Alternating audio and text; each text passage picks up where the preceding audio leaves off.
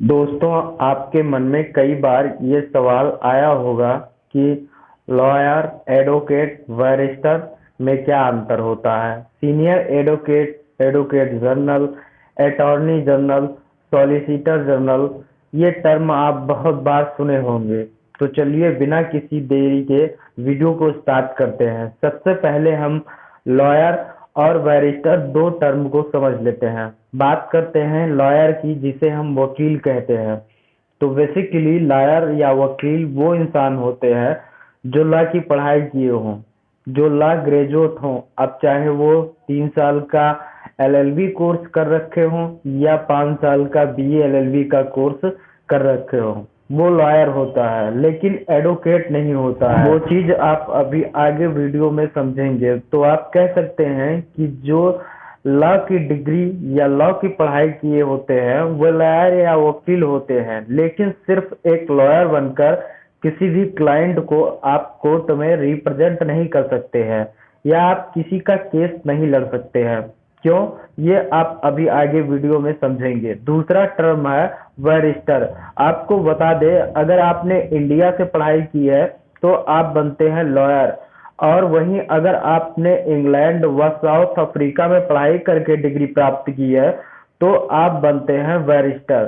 सिर्फ term different है, बाकी दोनों का मतलब एक होता है। लॉयर की तरह ही बैरिस्टर भी किसी क्लाइंट को कोर्ट में रिप्रेजेंट नहीं कर सकता है या फिर उनके केस को नहीं लड़ सकता है। इंडिया में जब कोई लॉयर बार काउंसिल में एनरोल करवा लेता है तब उसे एडवोकेट यानी अधिवक्ता कहते हैं। तो मान लीजिए आपने लॉ की डिग्री कंप्लीट कर ली है तो आप डीसीआई यानी कि बार काउंसिल ऑफ इंडिया में खुद को एनरोल करने के लिए बीसीआई का एग्जाम देंगे, जिसे पास करने के बाद आप वहां खुद को एनरोल कर सकेंगे। इसके बाद कोर्ट में प्रैक्टिस करने का लाइसेंस आपको मिल जाएगा और आप लॉयर से प्रमोट होकर बन जाएंगे एडवोकेट, मतलब कि अधिवक्ता।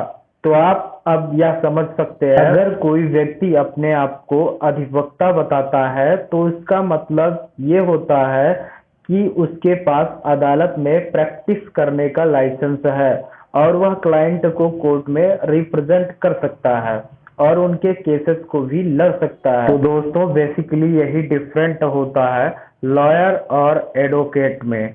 जो लॉयर होते हैं उनके पास सिर्फ और सिर्फ लॉ की डिग्री होती है, या फिर जो बैरिस्टर होते हैं उनके पास भी लॉ की डिग्री होती है, लेकिन वह कोर्ट में केस नहीं लड़ सकते हैं और क्लाइंट को कोर्ट में रिप्रेजेंट भी नहीं कर सकते हैं। वहीं जो एडवोकेट और अधिवक्ता होते हैं वह बार काउंसिल में उनके पास कोर्ट में प्रैक्टिस करने का लाइसेंस होता है। वह क्लाइंट को कोर्ट में रिप्रेजेंट कर सकते हैं और उनके केस करते हैं। और जानते हैं कि एडवोकेट के कितने टर्म होते हैं। तो एडवोकेट के भी 3 टर्म होते हैं, जैसे कि पहला advocate, senior advocate, advocate on record AOR. Advocate वह होते हैं जो क्लाइंट को कोर्ट में रिप्रेजेंट करते हैं और उनके केस लड़ सकते हैं। सीनियर एडवोकेट क्या होते हैं? सीनियर एडवोकेट की मान्यता हाई कोर्ट और सुप्रीम कोर्ट के उन एडवोकेट को देते हैं जिनके पास अच्छा एक्सपीरियंस यानी कि अनुभव होता है और कानून की अच्छी जानकारी हो। मतलब ऐसे एडवोकेट जिसके पास 10 वर्ष का प्रैक्टिस का एक्सपीरियंस हो और तमाम सारे केसेस में अपेयर हुए हों और कितने फैसले उनके फेवर में आए हैं या फिर नहीं आए हैं, उनका कैसा रिकॉर्ड है, इसी के आधार पर ही सीनियर एडवोकेट का पोस्ट डिसाइड किया जाता है। जब कोई सीनियर एडवोकेट हो जाता है तो उसका कोर्ट, गाउन ये सब डिफरेंट हो जाता है और उनकी फीस भी ज़्यादा बढ़ जाती है।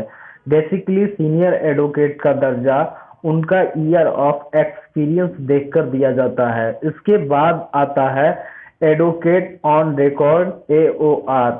यह बात शायद आपको नहीं पता होगा कि सुप्रीम कोर्ट, जिसे एपेक्स कोर्ट, उच्चतम न्यायालय, सर्वोच्च न्यायालय कहा जाता है, इसमें सिर्फ AOR ही केस को फाइल कर सकते हैं। जनरली हर कोर्ट के अपने कुछ अलग फंक्शन और प्रोसीजर होते हैं, उसी तरह से सुप्रीम कोर्ट के कुछ अलग रूल्स होते हैं।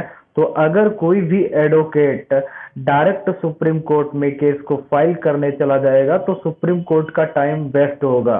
इसलिए AOR एडवोकेट जो ऑन रिकॉर्ड में होते हैं, सिर्फ और सिर्फ वही एडवोकेट सुप्रीम कोर्ट में केस को फाइल कर सकते हैं।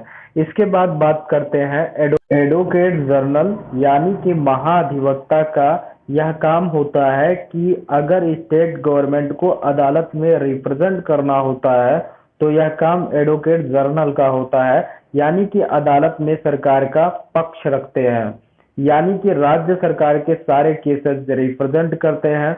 एडवोकेट जनरल को स्टेट का फर्स्ट लॉ ऑफिसर कहा जाता है। इसके बाद अटॉर्नी जनरल की पोस्ट आती है, तो अटॉर्नी जनरल को हिंदी में महान्यायवादी कहा जाता है। जिस तरह से एडवोकेट जनरल किसी भी मैटर के केस को कोर्ट में स्टेट गवर्नमेंट को रिप्रेजेंट करते हैं, ठीक उसी तरह से अटॉर्नी जनरल सेंट्रल गवर्नमेंट के केस को रिप्रेजेंट करते हैं।